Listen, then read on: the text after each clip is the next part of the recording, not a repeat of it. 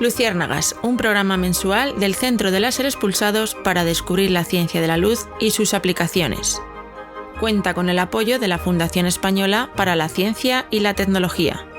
Luciérnagas, despierta tu curiosidad. 11 de febrero, Día Internacional de la Mujer y la Niña en la Ciencia. El 11 de febrero de 2015, la científica iraquí Nisreen El-Hashemite, doctorada en Ciencias Biomédicas en la Universidad de Londres y miembro de la Escuela de Medicina de la Universidad de Harvard, fundadora y presidente de la Liga Internacional de Mujeres en la Ciencia, propuso en Naciones Unidas que se declarara un Día Internacional para reconocer el papel de las mujeres en la ciencia y la tecnología. De este modo, a finales de ese año, se aprobó que el 11 de febrero sería el Día Internacional de la Mujer y la Niña en la Ciencia. Los objetivos de esta jornada son varios: fomentar la vocación científica en niñas y visibilizar el trabajo de mujeres científicas y tecnólogas de manera que se rompan estereotipos. Aunque ha tenido solo 6 ediciones, su repercusión es enorme, especialmente en España, país felicitado por la ONU en 2019 por organizar más de 3.000 actos relacionados con la mujer y la ciencia. El objetivo de este día es, por tanto, celebrar los logros de las mujeres, los conocidos y los desconocidos, los recordados y los olvidados, porque todos prepararon el camino para las que hacen ciencia hoy. Y es que, sorprendentemente, cada vez que se piensa en una persona haciendo ciencia, se piensa en un científico hombre. Y no es casualidad. Según datos de la UNESCO, menos de un 30% de todos los investigadores en el mundo son mujeres. Es más, solo 17 mujeres han ganado el Premio Nobel de Física, Química o Medicina desde que Marie Curie lo obtuvo en 1903. En el mismo lapso de tiempo recibieron el galardón 572 hombres. El desequilibrio es abrumador. ¿Cómo se ha ido llegando hasta aquí? ¿Y qué perspectivas podemos augurar? ¿Por qué aún existen las llamadas brechas de género?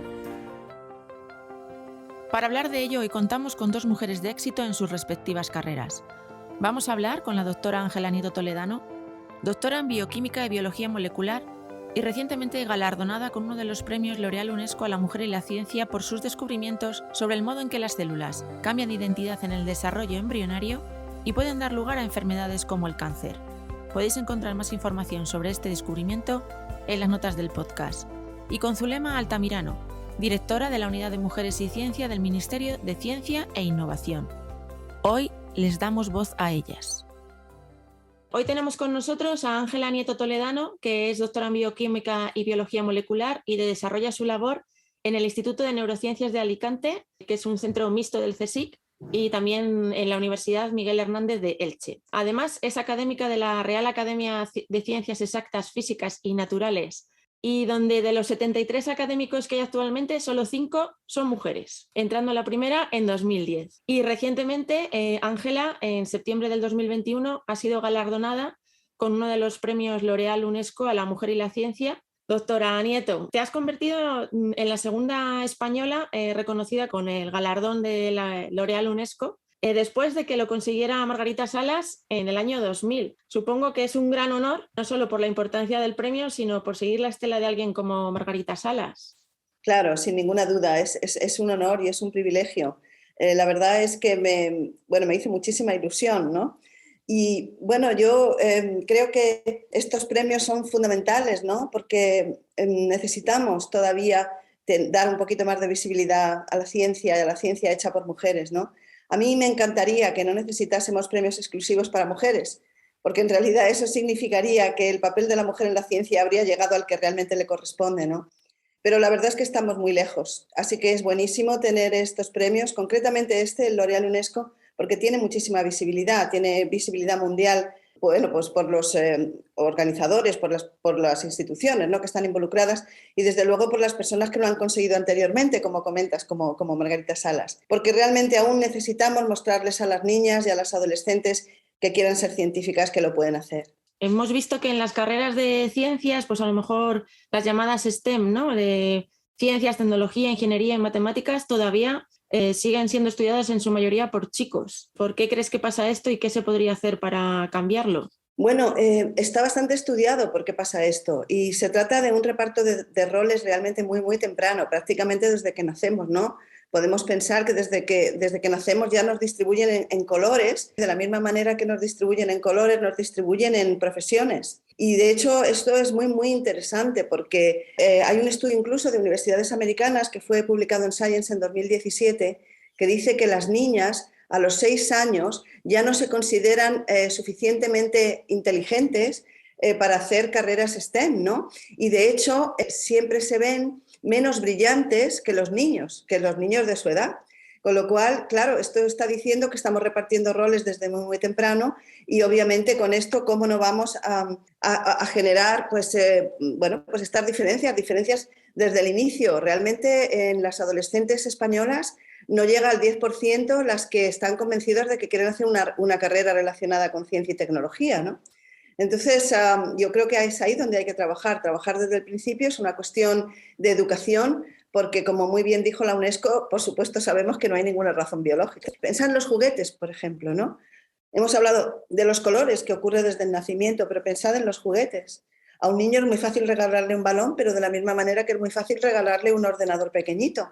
A las niñas generalmente se les regala un carrito de bebé y unas cocinitas, ¿no? Yo creo que donde hay que incidir es ahí, hay que ir a los colegios, hay que contarles a las niñas lo que hacemos, tienen que detectar que hay muchas mujeres que lo están haciendo fantásticamente bien y quizás pues hay una falta de modelos también, ¿no? O sea, no hay mucha visibilidad de los modelos de mujer, ¿no? Y por eso decía al principio que este premio L'Oréal UNESCO para mí ha sido muy importante también por eso, ¿no?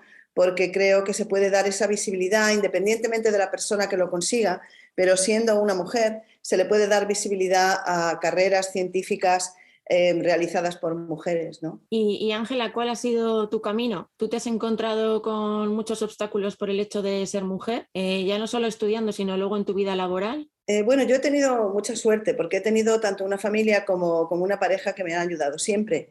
Y el apoyo del entorno es fundamental y me ha permitido crecer y promocionarme.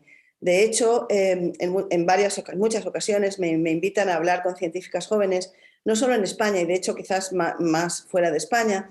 Y una de las cosas que yo les digo es que, bueno, por supuesto, el entorno familiar desde el inicio es absolutamente fundamental, precisamente para eso que hablábamos del reparto de roles y de la confianza de creernos que podemos hacer las cosas.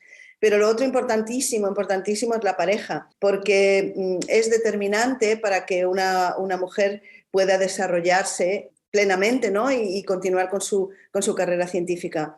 Ya lo hemos hablado, ¿no? Esto de que las mujeres somos muy críticas con nosotras mismas. A veces somos nosotras mismas las que no aceptamos retos que los hombres aceptarían sin preguntarse siquiera por sus capacidades, ¿no? Es ahí donde quizás tenemos que incidir más, porque esto es un bias como un poco inconsciente incluso, ¿no? Que son los que son más difíciles de paliar, ¿no? Por supuesto hay que ponerle mucho trabajo y hay que ponerle mucho esfuerzo, pero se puede hacer. Entonces mi mensaje quiero que sea muy positivo, quiero animar con esto a las mujeres jóvenes, a las niñas, a las adolescentes, que no piensen que ellas no valen. Esto es lo que se llama en inglés el dream gap, que no haya más brechas, que hagamos lo que queramos ser, ¿no? Ya bastante tenemos con la brecha salarial, que también existe, ¿no? Que hay que paliar sin ninguna duda. También hay que darles la oportunidad de ocupar puestos de liderazgo, ¿no? Cultivar también en las jóvenes esa habilidad en laboratorios o en empresas. Absolutamente, tenemos que hacerlo porque los números son muy, muy bajos, ¿no? De hecho, la capacidad de liderazgo es una cosa que, si me permitís, tampoco se les enseña muy bien a los niños, ¿no?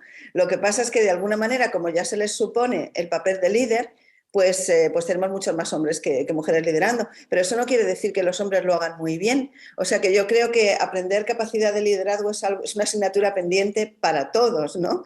Y luego, por ejemplo, Ángela, tu experiencia allí en la academia, el hecho de que seáis tan poquitas mujeres. Bueno, somos muy pocas, sí, efectivamente. Y bueno, lo que tengo que decir es que en la Real Academia de Ciencias ahora mismo es un tema que se discute y que se tiene muy claro.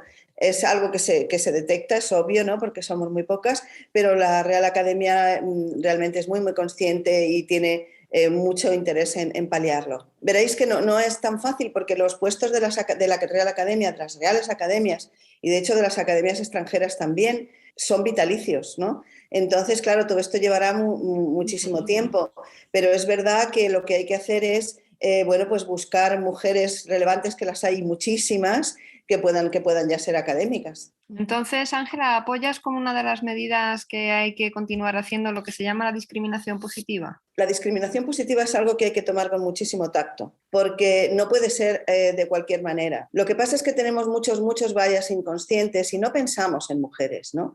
Y hay que decir que hay muchísimas mujeres muy valiosas. Lo que pasa es que por nuestra propia educación, cuando pensamos en puestos de liderazgo, hasta incluso algunas mujeres también piensan en hombres solo, ¿no? Entonces, somos nosotras mismas las que tenemos que empezar a pensar en las mujeres que conocemos que pueden hacer un papel maravilloso. Entonces, empezando por ahí ya podríamos ganar bastante. En fin, tenemos que tener actitudes activas, ¿no? Porque si no nos damos cuenta de esto y lo dejamos pasar, pues veremos que no avanzamos, porque, bueno, no estamos avanzando mucho.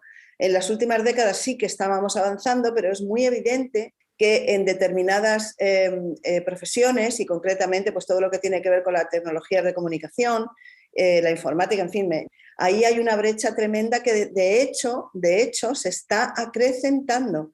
Y esto es tremendamente peligroso porque el porcentaje de profesiones que tienen que ver con estas disciplinas va a ser altísimo, pero no en el futuro, sino desde ya. Con lo cual estamos en riesgo de tener una sociedad mucho más masculinizada de la que tenemos. Por lo tanto, hay en algunos casos en los que hay que verdaderamente pensar claramente en mujeres que puedan empezar a ocupar puestos. Y eso ya depende no solo de los hombres, sino también de nosotras mismas. Entonces, discriminación positiva. A mí no me gusta la palabra discriminación, ni positiva ni negativa, jamás, pero acciones positivas para que las mujeres ocupen el lugar que les corresponde, eso es puramente cuestión de justicia social. ¿Y no crees que más que las mujeres no crean que pueden hacerlo, es más bien que ponen, como decías antes, no ponen en la balanza el tiempo que van a dedicar o que les va a exigir eso con respecto a la dedicación que a lo mejor puedan tener en su familia, y eso sí lo valoran más ellas? Claro, las razones son múltiples, pero el hecho de que ellas consideren que son ellas las que tienen que ocupar ese tiempo es por el reparto de roles. O sea, las mujeres piensan que no lo van a hacer porque se ponen las cargas correspondientes, bueno, a toda la carga correspondiente a la casa, por ejemplo, o a la familia, que es el cuidado no solo de los hijos, sino también de los padres, que siempre pensamos en las mujeres jóvenes porque claro, es verdad que la época más importante de la profesión en la que uno tiene que forjar su carrera coincide con el periodo de maternidad y eso no se puede cambiar. Esto evidentemente es así. Lo que sí se puede cambiar es la conciliación, lo que sí se puede cambiar es el compromiso de las familias, de la pareja, el compromiso de la sociedad para ayudar a que las mujeres puedan realizar su trabajo de la mejor forma posible, como ellas quieran. Porque, de nuevo, también aquí hay que introducir el componente de libertad individual. Lo que se trata es de que las mujeres tengan derecho a decidir cómo quieren hacer su carrera profesional y que no dependa de que tengan cargas adicionales que les impida progresar. Escuchando a Ángela hemos visto que queda mucho por hacer y que es labor de toda la sociedad conseguir el cambio. Y para lograrlo e impulsar iniciativas que busquen la igualdad entre hombres y mujeres en la tecnología, la innovación y la ciencia, fue creada en 2006 la Unidad de Mujeres y Ciencia. A continuación, escuchamos a su actual presidenta, Zulema Altamirano. A la hora de investigar sobre este tema y sobre tu persona, nos ha gustado mucho cómo planteáis el trabajo de la unidad, porque vuestro lema es medir para avanzar, es decir, necesito saber cuál es exactamente la realidad para, con los datos en la mano, poder desarrollar y aplicar medidas concretas. Fruto de esa medición que hacéis es el informe Científicas en Cifras, que se publica cada 2 años desde el 2015. Medís diferentes aspectos como alumnas que se matriculan en ciencias, cuántas leen la tesis, comparativas con la Unión Europea. Pero lo primero que nos saltó a la vista es que las gráficas de evolución son planas. Es decir, el porcentaje de mujeres, por ejemplo, en ciencias de salud en 2015 se había mantenido casi igual hasta la última medición en el curso 2020. Y eso teniendo en cuenta además que hay una ley orgánica de igualdad efectiva entre hombres y mujeres del 2007. Es decir, estamos hablando de 7 u 8 años de aplicación legislativa. ¿Qué ocurre entonces? ¿Las medidas implantadas no han sido eficientes, suficientes? En alguna otra entrevista te hemos escuchado esa frase que nos gusta mucho: el talento no tiene género. Con estos datos, ¿qué ocurre entonces? ¿Qué es el sistema en el que se aplica ese talento el que tiene género? Pues la respuesta es compleja, como no podría ser de otra manera, pero sí que es cierto que lo primero que tenemos que tener en cuenta es que cualquier avance en igualdad es lento y lo que les pasa a las investigadoras no es diferente sí más polarizado, pero no es diferente a lo que les pasa a las mujeres en cualquier otro ámbito laboral, personal, etcétera. Es decir, que los factores que hay detrás, las dinámicas que hay detrás, que son complejas y que son las que estamos estudiando, ¿no? Los porqués les aplican, ¿no? Y les afectan a ellas de la misma manera que a otros sectores y ámbitos. Yo siempre pongo el ejemplo del índice de igualdad de género, del Instituto Europeo de Igualdad de Género. Lo pongo quizá en primero o en segundo lugar porque yo he trabajado allí y porque vi la importancia de tener un índice que te mida, de la misma manera que científicas en cifras te va viendo la evolución. Es un índice además muy orientado a políticas públicas y porque además ese índice para que sirva de seguimiento, que sirva de termómetro para ver esos avances. Y si en algo coincide el índice año tras año, es que vamos a paso de caracol, que los avances son muy lentos. Y un dato que muy en línea con lo que tú estás comentando es que se ve un avance en el índice cuando yo me incorporé al equipo entre 2005 y 2013, fue el primer índice que se publicó, se comparaban datos y España tenía un repunte. Ese repunte sigue progresando. Los datos del último índice nos dicen que España ha vuelto a subir un puesto, es decir, cada año sube un puesto, está entre los 6 primeros países con mejores puntuaciones en igualdad real, no en políticas, en igualdad real. Y sin embargo, el repunte entre el 2005 y el 2013 sí que es como más exponencial. Ahí hay un salto importante en España. Y lo que hay detrás es una ley orgánica del 2007. Entonces, esa pregunta que me hacéis es la misma que yo me hacía. O sea, ¿cómo puede ser que lleve tantos años llevar a datos reales, a mejoras reales, lo que ya hay una ley? Pues por la misma conclusión, es que los avances en igualdad son muy lentos. Motivos para cambiar las cosas en igualdad, en cualquier ámbito, y ahora me lo llevo al ámbito también de la ciencia, de la investigación y de la innovación, hace falta un efecto sándwich. Hace falta tener políticas valientes, tener leyes. Ahora tenemos una reforma del anteproyecto de reforma de la Ley de la Ciencia, Tecnología e Innovación, donde se ha reforzado la igualdad como no podía ser de otra manera. Se ha pasado al articulado, se ha hecho verdaderamente transversal con medidas, con una estrategia dual, con medidas específicas, medidas concretas que vayan a erradicar esas brechas, corregir esas brechas que se han definido y que acompase y acompañe las otras políticas, ¿no? Pero esas políticas, esa ley, tiene que ir acompañada de unos planes, unos programas, unos reales decretos que vayan bajando la ley a la realidad y que vayan cambiando el día a día, porque el día a día no se cambia, tienes un marco normativo que es el que necesitas para empezar a hablar con propiedad, con impulso, pero eso hay que aterrizarlo. Y hay otro elemento que a mí me parece fundamental y es que hay que atreverse a medir para avanzar y medir para corregir. Tenemos una ley orgánica del 2007 que sabemos que tiene sus lagunas y que hay aspectos que no han llegado a aterrizarse, no del sector mío, sino de otros ámbitos. En el nuestro se reforzó con esa ley de ciencia que se vuelve a reforzar para ir ajustando más. Pero esa otra etapa del sándwich, la que viene de abajo, es la de la sociedad. La sociedad entendida como comunidad científica, entendida como sociedad en su conjunto, que tiene que saber de qué se habla cuando se habla de las brechas de género que viven las investigadoras, y como personas que aplican las políticas. Está el gobierno, está la parte, ¿no?, de las políticas públicas, y están las administraciones, que son las que tienen que ejecutar esas políticas. Y eso se traduce a que los departamentos de recursos humanos, las inspecciones generales de servicio, los departamentos de prevención de riesgos, cuando vayan viendo cómo se traducen esas iniciativas y acciones, sepan implementarlas con perspectiva de género. Ahora, ¿cómo trabajamos desde la Unidad de Mujeres y Ciencia? Por un lado, el medir para avanzar y por otro, predicando con el ejemplo, traduciendo que las cosas no van a cambiar si no cambiamos la forma de hacer las cosas. Y eso es transformar. Y recuerdo hace poco en uno de los proyectos europeos en los que participa la Unidad de Mujeres y Ciencia, pues venía un compañero de Suecia y decía, el hombre estaba un poco desesperado porque está en el Instituto de las Mujeres allí, y decía, es que llevo 20 años dando vueltas a los datos sin cambiar esos datos, ¿no? Decía, ya un momento ya que la política tiene que ser una política de pasar a la acción, ¿no? Y con medidas valientes y con medidas que den, ¿no? Y que acierten. No vamos a cambiarlo todo, porque si fuera así ya se habría cambiado hace tiempo, pero sí que vayan sumando. ¿Y qué medidas concretas habéis incluido en el anteproyecto de ley de ciencia? Hay dos artículos, uno que es la transversalidad de género y luego ya medidas de igualdad efectiva, donde se abre un abanico y guiamos, es una hoja de ruta, porque tened en cuenta que esta ley no aplica solamente a lo que es el ministerio, el ámbito competencial del Ministerio de Ciencia e Innovación, sino que es para toda España, con la delegación de competencias que hay en el ámbito de la innovación, en el ámbito de la ciencia, las comunidades autónomas. Por tanto, lo que hemos hecho ha sido reforzar lo que consideramos que aplica especialmente al sector público, y ahí, por ejemplo, una de las medidas es la obligatoriedad de tener planes de igualdad, no solamente para los organismos públicos de investigación, sino para cualquier organismo, cualquier agente del sector de los ámbitos de la ciencia, tecnología y la innovación, del sector público estatal, y además acompañado de un seguimiento anual. Y por otro lado, la otra gran herramienta son los protocolos frente al acoso sexual y acoso por razón de sexo, que no deja de ser una medida que suma a todo aquello que ya por defecto está, ¿no? Y que facilita con perspectiva de género que no se produzca ningún entorno sexista y que cuando se produzca, ¿no?, desde la prevención y detección temprana, y que cuando se produzca cualquier situación se aborde de manera inmediata y por los canales adecuados y con la sensibilidad adecuados. Además, están garantizar, ¿no?, la presencia equilibrada, que eso es algo que estaba ya, pero se ha reforzado no solamente que haya presencia equilibrada en las convocatorias, en los procesos de selección y de evaluación, sino que además también en los premios. Otro elemento que también se ha reforzado es la parte que nos toca, ¿no?, de la que es la selección y la evaluación, reforzar los mecanismos para eliminar los sesgos de género. Bien, damos varias opciones, ¿no? Bien, acompañando a esos personal evaluador, bien proyectos, porque se integra la dimensión de género, es un elemento que se está evaluando ya, que se incorpora, por ejemplo, en la Agencia Estatal de Investigación, se incorpora esa cuestión ya, pues que sepan, ¿no?, asesorar en cómo se está integrando, o bien si son los procesos de selección, personas expertas que puedan guiar en la eliminación de los sesgos.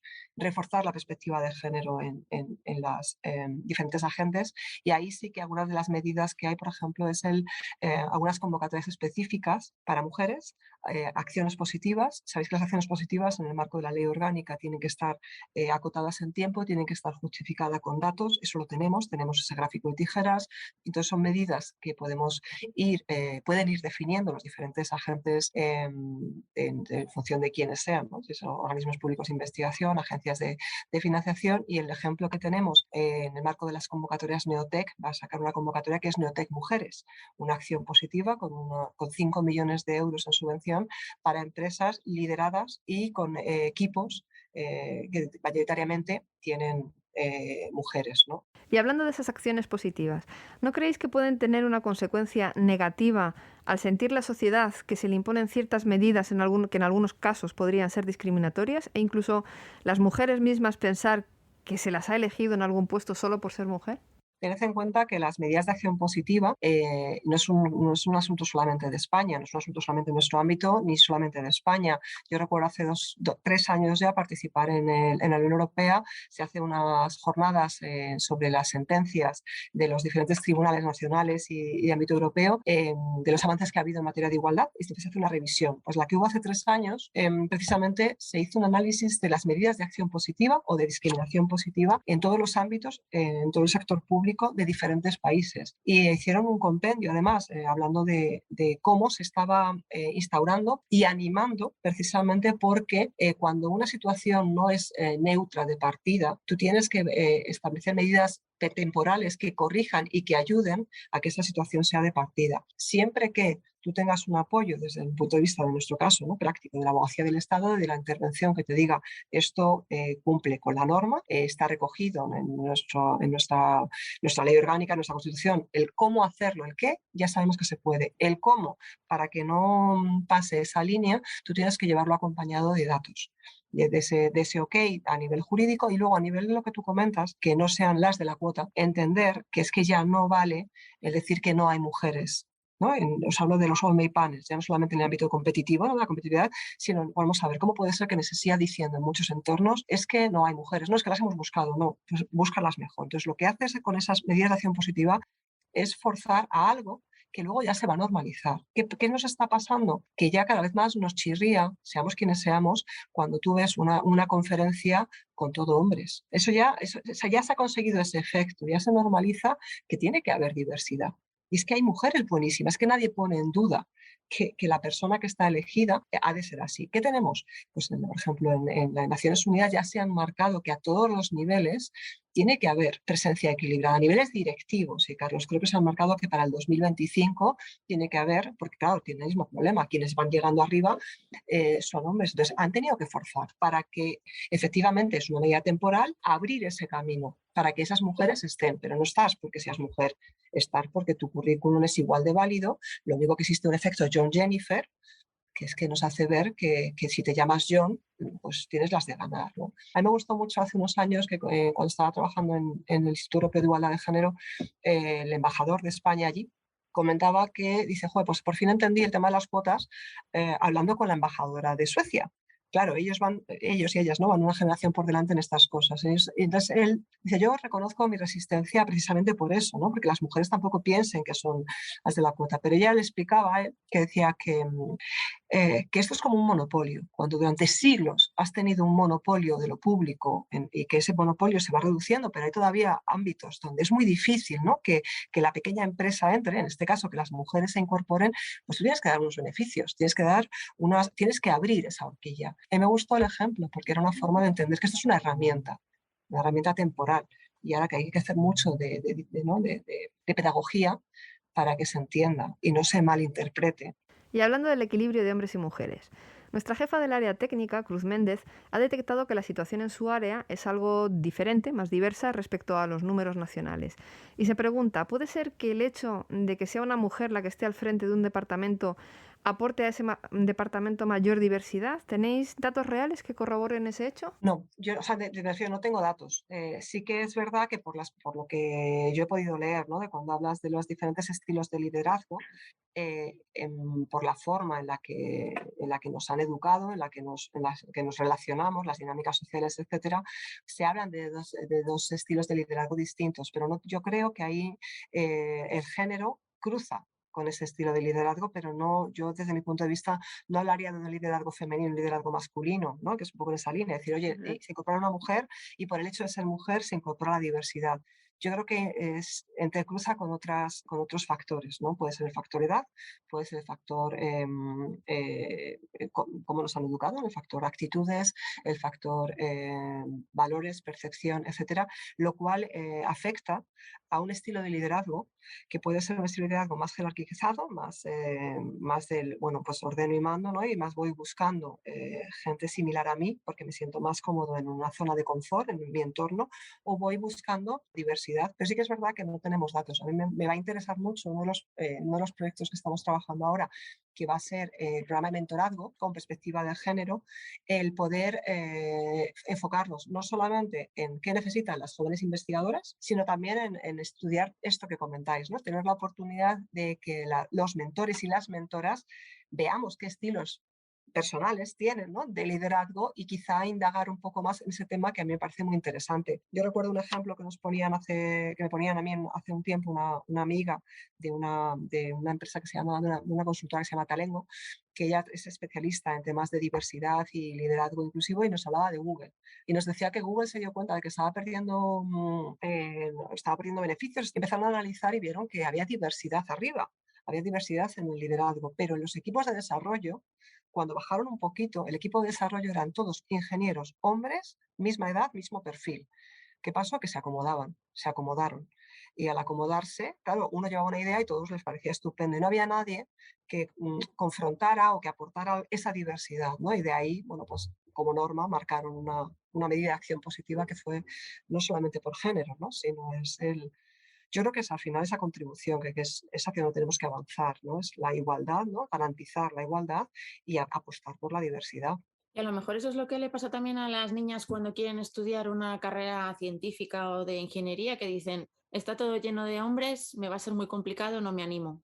Pues yo creo que se llega después, ¿no? Cuando te das cuenta, porque el encontrarte en un entorno depende también un poco de tu actitud y de cómo tú lo percibas. Si tú para ti, bueno, pues ese entorno masculino, yo creo que en el caso del tema de por qué ámbito ir, tiene muchísimo que ver las personas que tengas de referencia, lo que hablamos muchas veces, ¿no? Que tengas referentes diversos, ¿no? Que si tenemos que dibujar a una persona que hace ciencia, no dibujemos a Einstein. Y eso, pues eso, si tú tienes referentes en los libros de texto diversos, ¿no? Tienes más mujeres, tienes más de todo, tienes más ámbitos, pues también les sirven a ellas y a ellos de una inspiración, ¿no? De que yo también valgo. Pero luego aquí tenemos otro tema. Primero, lo que me atrae. Seguimos jugando a cuidar si somos chicas, y si seguimos jugando a construir y destruir si somos chicos, eso consciente o inconscientemente va a impactar en lo que nos apetece hacer a nivel de deportes, a nivel de hobbies y profesionalmente posterior, ¿no? A nivel de estudios y demás. Eso es lo que me atrae. Pero es que luego además lo que me atrae cruza con lo que soy buena. Y ahí tenemos un problema, y es que desde muy jovencitas, las niñas ya con 6 años, con las mismas notas en matemáticas que sus compañeros, no se ven mejores o no se ven buenas. Ellos, la mitad de ellos, con las mismas notas, se ven que son buenos en matemáticas, y hasta el 70% de ellas no se ven buenas en matemáticas. Por tanto, es una percepción subjetiva. Y ellas, con muy buenas notas, lo que se ven es trabajadoras, pero no se ven brillantes. Y a las ingenierías, ¿quién llega? Las brillantes. Y en cambio ellos, que venían con unas notas medias, se ven capaces. En cambio ellas tienen que ser, no tienen notas medias, es que tienen que ser las top, las que llegan, porque tienes que trabajar muchísimo. Y hay otro elemento ahí que a mí me preocupa mucho, que es el tema de las altas capacidades. En los colegios a ellos les detectan las altas capacidades porque suelen ser hiperactivos, tienen déficit de atención, y las altas capacidades de ellas suelen ir acompañadas de una capacidad de adaptación brutal. Entonces, como el profesorado no sabe con perspectiva de género que ellas van a pasar desapercibidas, el foco de padres y madres, desgraciadamente, que buscamos 3 veces más en Google, es mi hijo superdotado, que si es mi hija superdotada, y que el profesorado no presta atención a ellas porque no sabe esto, pues al final ellas, todo su potencial, y estimularlas y darles seguridad, que luego viene la pubertad y ya sabemos lo mal que lo pasamos todos y todas, todo esto va sumando, ¿no? Para que les atraiga y sobre todo para que se vean que si quieren pueden. Y desde la unidad, ¿cuáles son los principales obstáculos que habéis detectado en la carrera de la mujer científica? Pues eso los tenemos muy bien identificados en el estudio, no sé si lo habéis visto, en el estudio que hicimos de jóvenes investigadoras. Hicimos un estudio de situación porque una cosa es la foto fija que vamos teniendo cada 2 años, pero yo creía que ya era importante entrar en los porqués, ¿no? Y entonces lanzamos este estudio, participaron casi 6.000 investigadoras e investigadores de jóvenes, bueno, los jóvenes lo dejamos en torno a los 40 años, porque ahí es uno de los grandes retos que identificamos, es cómo puede ser que no estabilices la carrera, ¿no? Investigadora hasta los 40 años, pues para mí es el gran obstáculo, pero hay también una brecha de género, y la principal es el gráfico de tijeras, ¿no? Es que según van avanzando en la carrera, ellas van abandonando o van ascendiendo a un menor ritmo. ¿Qué identificamos como factores que explican ese abandono? Primero, la conciliación. La conciliación con menores y con mayores, porque cada vez ya no solo cuidas a quien, ¿no? Sino que cuidas a tus ascendientes. Y eso, la carrera investigadora recae, como en el resto de ámbitos, en las mujeres 3 veces más que en los hombres. Y el modelo de familia en España choca de bruces con el modelo de carrera investigadora. Cuando las mujeres salen del mercado laboral, salen de la carrera investigadora porque tienen, ¿no? que seguir concatenando proyectos, contratos y demás, y además tienen que cuidar, y luego además hay un elemento, que si tú quieres dar una estabilidad a tu familia, necesitas un empleo estable, ¿no? Y eso, una de las cosas que está sucediendo es que cuanto más hombres corresponsables hay que se incorporan al cuidado, más se están dando cuenta del impacto que tiene todas estas dinámicas, ¿no? Toda esta forma de, bueno, el tema de quién cuida. Luego, además, se identificaron otros, pues el tema del acceso a la financiación. El motivo por el que hemos planteado, ¿no? Es una de las prioridades de la ministra, el programa de mentorazgo con enfoque de género, precisamente viene de los datos que tuvimos, y es que ellas identificaban, en mayor medida que ellos, la falta de información. Más que ellos, y a mí me llamó mucho la atención, decir, oye, ¿cómo puede ser que ellos sí sepan más que ellas tienen que saber, ¿no? Cuáles son los siguientes pasos, qué opciones tienen? Y luego, pues ahí se ha identificado, y ahí queremos hacer un estudio más en profundidad, la tasa de éxito en las convocatorias de proyectos del Plan Nacional de proyectos de I+D+I, de ellas está 5 puntos porcentuales por debajo que la de ellos. En cambio, en las tasas de recursos humanos, las convocatorias de recursos humanos, no hay diferencia. Los datos de científicas en cifras nos muestran que desde 2015 tenemos una tasa de éxito diferente. Entonces, sí que creemos importante ahondar, porque ya la definición de no, es que tu currículum no, porque aquí va el proyecto, va el equipo. Nos parece complicado que si esto se mantiene, ¿no? Varios años, no puede ser el equipo. Hemos identificado en el de jóvenes investigadoras que tienen más dificultades en acceso a la financiación. Otro elemento es la movilidad internacional, muy en línea con quién abandona la carrera para seguir a quién se va. Y ahí en ese estudio aparece, ¿no? Que la movilidad internacional que te exige la carrera investigadora impacta más sobre las mujeres que sobre los hombres. Y ahí se nos ocurren medidas que estamos estudiando desde aquí, ¿no? Hay una medida que es considerar cuando es funcionario o funcionaria quien acompaña a quien se va, esos años por agrupación familiar que te sumen, que por lo menos no te resten. Hay cosas a las que desde las administraciones o desde el ministerio no se puede llegar, como con los proyectos de familia y cómo decides quién hace qué, pero hay otras cosas que podemos contribuir, ¿no? Y que se pueden buscar formas de beneficiar.